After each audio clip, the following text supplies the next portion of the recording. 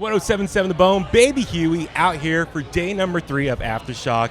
Super excited to be talking from Robert from Escape the Fate. How's it going? It's good. It's very good. It's the last day of tour for us. Really? So very excited to fly home. There's going to be a car waiting behind the stage. Yeah. As soon as we get done, I'm not even going to change. I'll be all sweaty, hop in a car, go to the airport, and I'm gone. Really? You're just going to go straight home from here? Absolutely. Off the stage, straight home? Literally what I'm going to do. I miss my children, so yes. That's very cool. I love that. Total just rock star, but also, yeah, just get the hell out of here. I'm ready to be back in dad mode, dude. Okay. I'm ready for a real shower. Yeah, well, how's the tour been going? I know it was like, last weekend you were in San Francisco at the DNA Lounge, so how was that for you? Well, here's the thing.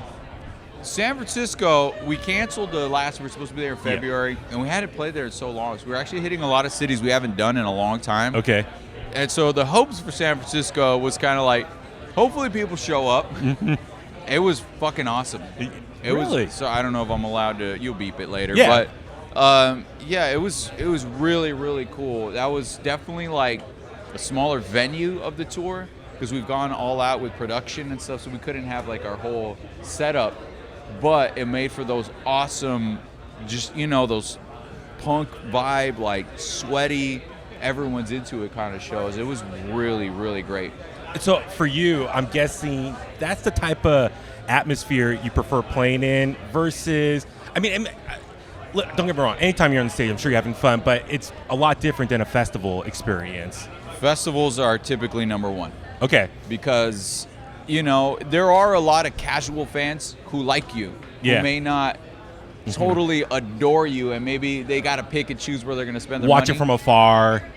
But at a festival, everyone's like, yeah, I do like them. I'm going to go watch them. And some of my favorite experiences in life have been, performing on a festival stage. And it's because you can't beat that. There's so many people, and it's a vibe. It's during the day. No one went to work today. Like, everyone's having fun. This is like, they circled it on your calendar. This is the event everyone's waiting for. And I love it, man. And we've played big ones all over the world, and nothing beats it, honestly. I was going to say, it's really been amazing how big the festival the festival experience has really taken off in America. Because remember, for a while, it was like Vans Warped Tour, Mayhem Festival, some of the other festivals that went around for a long time. But then, like, the festival thing was really just more like, it felt like in other countries, Europe, Asia, and whatnot. I'm glad that it's like in the last 10 years, it's really starting to pick up more here, and it's such a fun experience. I can't explain enough to people. You got to come to Aftershock, at least for Northern California. It's an amazing experience here. So, do you have like a favorite festival performance that comes to mind? All over the world or the U.S. Look, we just played in France, Hellfest. Okay. That was an experience. Legendary. So especially because a band that's been around as long as us, we've had ups and downs. We've been very popular. We're the new hot band that's supposed to take over rock music, and then problems, and then you go down, and then to continue the longevity, like 12 years after you thought that was your peak, and to go and play it on a stage, one of the earlier bands in the day, but have tens of thousands of people and the wall of death. That's just like absolutely insane. Was kind of it's that moment where, like, I started this interview by saying, as soon as I'm done, I'm going home to leave my kids, and to get to experience a moment like that says it's okay, it's worth it. How could I tell my kids, I don't want to do this job, this is my dream, and that makes it worth it. So that was very recent, so I hope I'm not using recency bias, but that show was absolutely incredible. Well, let's talk about your history. You just touched on that a little bit, just kind of ups and downs. I really respect the fact that, for you, the only original member of the band for Escape the Fate, you've kept this machine going for so long. And there's been a lot of ups and downs. I respect that the band has stayed consistent, going out there, performing. What's been kind of like the secret for the longevity for Escape the Fate? Just being a complete maniac that's just like doesn't exercise like rationale. Like, honestly, like, Craig and I are kind of the same. It's like we just continue just going. Like, we stop and we're like, all right, I think this is really it. Okay. But then the reality is you could just adapt. You just continue, and people grow, people change. When we were young, it was very challenging because we're all growing at different paces. You know, and the reality is that Craig and I are married to the gig. We love it. And so, you know, when things come up, you make adjustments and you just keep going. Yeah. It's literally that simple. It's really amazing because I was thinking about it when I got the confirmation to talk to you guys today. I was thinking about just my experience with Escape the Fate. So going back to, I believe it's 2008. You guys, was it you're on tour with Black Tie. Wow. Right? Okay. You guys came through the Bay Area. You guys were doing like a Hot Topic appearance or something. My coworker did an interview with Black Tie, and I came to help film it. And I think Craig was fairly new in the band at the time. And that period, though, it was like, you know, Black Tie, all these other bands. It was like this amazing, you know, scene of bands that were really kind of the new generation of rock that was, you know, leading the charge. You guys were leading that charge. You know, Black Tide went away. Other bands went away. So, like, I really do respect that you guys have been the face of rock for, you know, 15 plus years. So it's really been amazing to watch in your guys' success and being consistent, which I do so much respect for. But for Craig, you know, I remember he joined the band at the time, and he's still at it. It's for Craig, and I mean, from your experience, does he still feel like maybe kind of like the new guy, or does he very much feel like, no, this is my band, I'm the face of the band? At this point, he's the leader of the band, for sure. And you know, I'll give credit to him. He's very open about this. He actually enjoys sharing his story, but he's been sober now over 3 years, like 3.5 years. And he battled that. That was very real for him. And so since then, you know, like, I've had my moments where, like, I don't know if I want to deal with this anymore, but I'm glad I did, because to see him come out the other side, I'll follow him. I'll be like, okay, like, we'll fight. I'll have my ideas. Eric's behind me. He'll have his ideas. Everyone does their thing. But Craig's like the guy. And it's his band. We follow him. He basically does all the ideas. This is where I want to tour. This is where we want to go with a record label, with a producer, whatever. Do you guys approve? It kind of comes down to that. Well, musically, we're all collaborative. But has that changed the kind of dynamic, or just maybe the vibes on touring with him being sober? Does that kind of change? Like, absolutely. Like, it's awesome. Okay, good. So for the better, yes. You know what we did this year? This, like, a few weeks ago. I'm a huge Braves fan, right? I always go to any sporting event I can go to, and I've been watching the Braves since I was a child. Okay. He went to a baseball game for the first time ever. It was like, Craig, you want to go to a game? Yeah, I do. I'm like, really? like, yeah, okay, let's go. So it's not like the old days where you're going to the bar or whatever. Because that was, I mean, I had some moments for myself, obviously, but, like, that was never really my thing. I like going to sporting events. I like eating. And he hung out, and I enjoyed it, and we had fun. And that's how it is. We go to bed early. He does vocal warm-ups, vocal warm-downs. He makes me go, shit, I need to practice. So, yeah, so it's his band, and I'm happy to be a part of it. That's very cool to hear. No, I'm really happy to see you guys at this point now where it's like, at this phase in your career, you're really mature and just taking, you know, I mean, you've always taken things seriously, but now it really seems like this next phase, guys are just really trying to just take it to the next level, which I love hearing. You know, you talked about, you know, like the history. I was just thinking about, like, you know, Escape the Fate, and everything I love is, like, you know, one thing is the music videos. The music videos have always been so beautifully artistically shot or have fun vibes. I've always been a big fan of the 10 Miles Wide music video, just the party on the plane. I was just wondering, any favorite moments from that music video shoot? You know, up until just now, it was great that I have blacked it out of my memory. I'm sorry to bring it out nowhere. I mean, look, when you're young, it's cool. Yeah. But, you know, since then, you know, I'm a family guy. Yeah. You know, so it's kind of, I look back and I'm like, whoa, it was so stupid. But at the time, it was fun, man. It was really cool. Do you anticipate your kids, or have they, like, gone back and look at your history on YouTube and ask questions? I have select videos that I'm willing to show them. But truth be told, like, I have this weird thing where I separate a lot. I don't have pictures of my band anywhere at home. I don't keep any.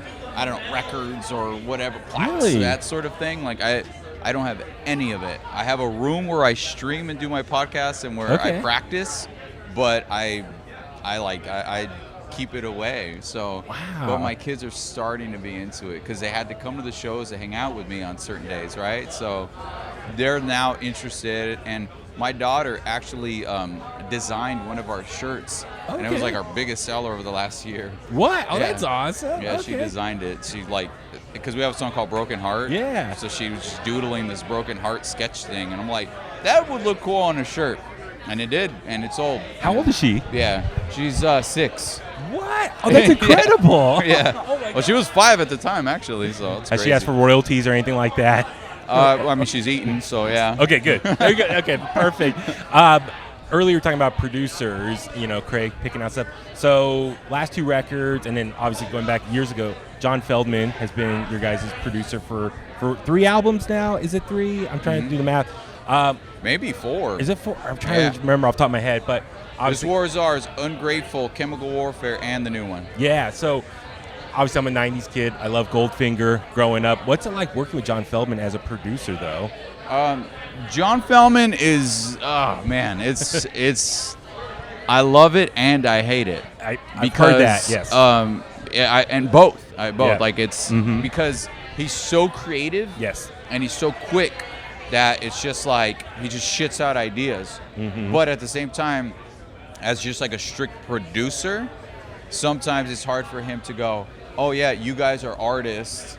Let me take what you're doing and let me produce it.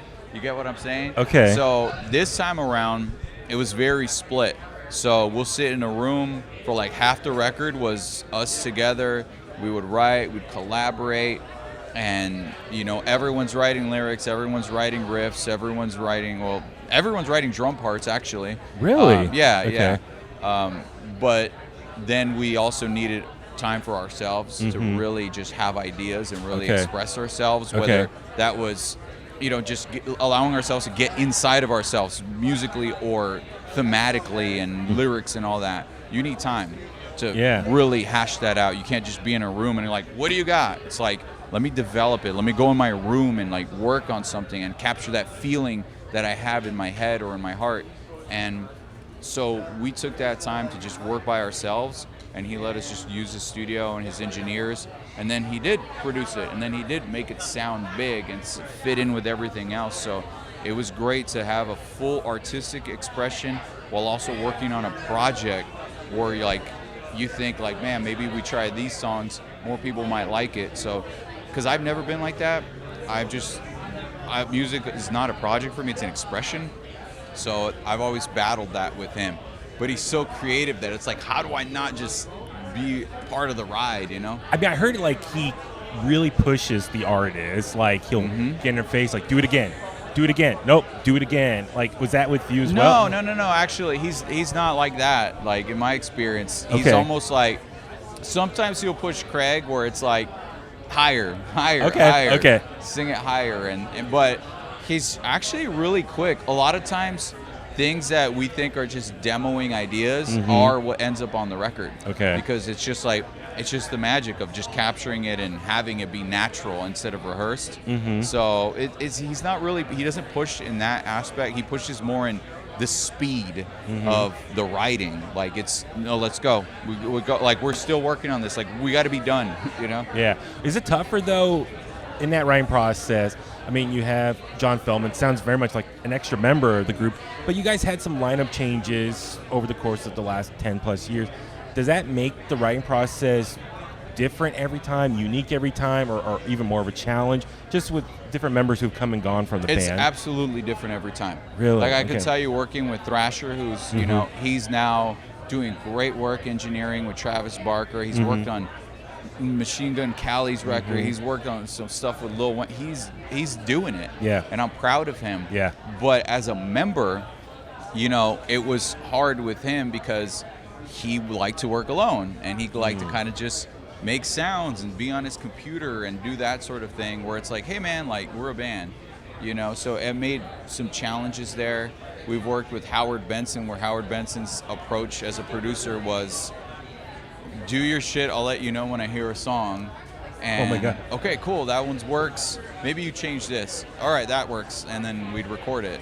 So he was much more hands off. And as far as the members though, this time around, it's been the most fun I've ever had. Really? Because we really were collaborative.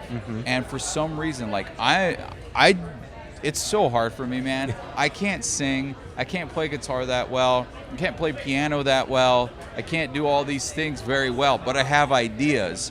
And so it's very hard for me to get my idea together and show it to the guys because I know I need their help. Someone's about to jam. I know, you can say this could turn into a performance back here.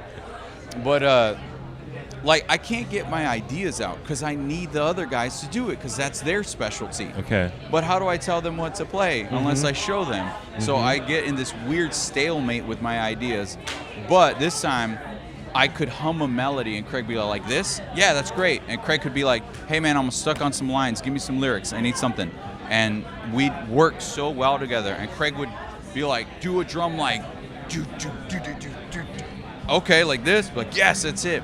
There was no bad ideas, and there was no idea that was too good that we couldn't say that doesn't work, And so it was very collaborative. It was so organic. Honestly, it felt magical. I felt like a kid, like, oh, this is why I wanted to be a musician. And I think it shows, and I think a lot of fans have reacted to the new record. Surprisingly to me, I was like, I didn't think anyone would actually like it, but they fucking do. It's really weird. Yeah. Well, I'm really glad you say that. Well, a couple things you touched on that this point in the band, you're having so much fun. I can totally relate from like a radio aspect. I've been working radio for 18 years, but I feel like the last 2 years have been some of my best years. So I don't know. It's tough to explain to people how, like later in a run or a career or something, it's actually much more just more fun, better, all that stuff. So I'm really excited to hear that. And then for you with the current lineup, like for Escape to Fate, I think a lot of people, some fans, whatnot, they really just hold you guys to maybe like the original lineup or the early years. For anyone who maybe just still holds on to that era, maybe doesn't fully grasp this current incarnation of the band, what about this lineup that they should really just, jump on board and be a part of it? First of all, to say, for the fans that like that incarnation, it's a very unique thing because, and Falling Reverse obviously is, arguably the biggest rock band in the world right now. Certainly, like, as far as trajectory. There's fans that aren't necessarily a fan of that, that like Dying Is the Latest Fashion, right? Yeah. So, to me, I know what it's like to be a fan. I get it. Like, that's cool. I'm happy that was part of my life. And if they don't like how Craig sings or they don't like anything after that it doesn't matter. Like, that's cool that you like that. Like, that's its own thing. Nothing's ever going to be the same. It's like, there's only one AC/DC. You know what I mean? Who could pump out the same record, switch singers, and somehow it's still the same. Yes. That's Even it. Axl Rose jumped on stage and was with them for a bit, and it sounded great. Right. So that's the only band like that doesn't change their sound, but somehow makes new songs. But for everyone else, every album's its own thing. Every song is its own thing. And so as far as the new stuff, I mean, I don't know. I think people will appreciate the ambition of it. Okay. I think people will get like what we're trying to do. Yeah. And you're talking about how later in life you start to enjoy things. It's because we're more free. Because we realize after a while, no one knows what the hell they're doing. Yeah. Nobody does. Yeah. You just kind of have an idea. A producer, a record label, an A&R could say, here's what's big on the charts. You need to make a song like this. And then someone will come by and do something the complete opposite and take off. And they're like, oh, you need to do what they're doing. It's like, for me, it's just always what feels right. Like, do I like how it sounds? I listen to music I listen to Beethoven. I listen to Mexican music. I listen to, all my favorite rock bands. It doesn't matter. It's like, as long as it's working for me that day, that's what works. So the new stuff, I think people will appreciate what we're going for, and they'll hear the riffs and they'll be like, oh, they're telling a story here. This art is not just like a new thing, and you're not just trying to fit in with it. You actually have an expression. You're feeling something. You've been through things, and we're free in that way. Like, we don't have to try to copy anyone. We don't have to try to fit in with anyone. We realize what do we like and what sounds cool? I like that riff. Let's keep that. Yeah. That is an amazing lyric. That means something to me. Let's keep that. And that's all it is, dude. So people can give it a chance, and they might like it, they might not, honestly. I hope they do, but it really doesn't matter, honestly. I love that. But they are, though, honestly. Yeah. There's a new generation of fans. And, like, we just played Australia. We did an anniversary tour. The new songs went over better than those old ones. Really? Which is crazy, yeah. And I'm like that, and that's why I was saying that France concert, the festival. The reason why is because the 2 new songs went over better than everything else, and that blew me away. I was like, how is this possible right now? Yeah. So they're hearing it, and people are responding to it. And then, of course, they still like some of the classic ones that they know. Yeah. And then we're still at a level where, you know, the sky's the limit. We're still not a big band where we're pigeonholed to anything. So we can kind of do whatever we want, honestly. That's so great to hear. No, I love everything you've been saying. 2 quick things real quick. So just currently, I'm just curious, you know, what's your current relationship with Ronnie and Max? Just kind of, do you stay in touch with them? Well, just kind of, we're all friends. Okay. We're all friends, you know, because we're old, man. Yeah. You know, it's like, okay, cool. Like Ronnie hits me up all the time. Cool. We could go months not talking, and it'll just be like, send me something funny or whatever, or just check in, how we doing. And he plays in Vegas, like, oh, cool, I'll come hang out. Cool. And you know, he's invited, obviously, with all the success that Falling Reverse is having, he's had us be a part of his tours. You know, and he wants to see me personally more than anyone. He wants to see me succeed. Cool. So my relationship with him is good. The other guys I don't really talk to as much, but I think that's just more as a result of just, you know, we're just not in close quarters together, whereas Ronnie, we still are kind of in business in a way together because we're still very involved in the music scene. So, you know, and plus it's just an organic friendship. Like that's just, we evolved a certain way. We've experienced a lot of the similar things of being in a band and a touring musician is that we can relate to that people who don't do that can't. And so, yeah, I don't know. We're still really good friends, and the other guys, like I said, I don't really talk to, but we're all chilling, man. You know? Very cool. Last question. My coworker Chasta, she's not here today, but she normally asks this. Her favorite movie is Almost Famous. At the end, they ask the question, "What do you love about music?" So, Robert, I'll ask the question on her behalf. What do you love about music? Oh my gosh, I honestly don't know. But I could tell you there is just something magical in it. I think you can find God in it, because I can't tell you why when my kids were like 1 year old, when they're starting to stand up, they can't even talk yet, they can't even walk yet, but they'll stand on things. If you play a song for them, like I'd have something on the TV, and they would start moving to it. No one told them to do that. I never told them, hey, dance. They wouldn't even know what that means. But they just start moving to it. There's something in the sonics and rhythm and melody that just does something to you. And when you can marry that with the feeling that you're conveying, there's a purity and an honesty that comes through that can make you feel someone's energy in a way that talking can't, you know? And I don't know, I like that. I've always liked more of the feeling aspect more so than just like the mathematics of it. And so what I mean by that is like just trying to be a musician, like, and my drum tech, he hates me because I'm always off time, but I just like the feeling. Like I like that it can manipulate emotion. It can change your mood. It can create a mood out of nowhere. You just take a series of chords and it can make you feel a certain way. And I don't know. That's what I like about it. That's so great to I love hear. about it. Yes, absolutely. Well, Robert, thank you so much for making time. Good luck getting back home, having some downtime with your family, all that good stuff. Next time you go back on tour, come to the Bay Area or San Francisco. Love to, continue this conversation in person. So thank you so much. Sure. Hell yeah. Awesome. Check out the new album, Out of the Shadows, wherever you stream or listen to music.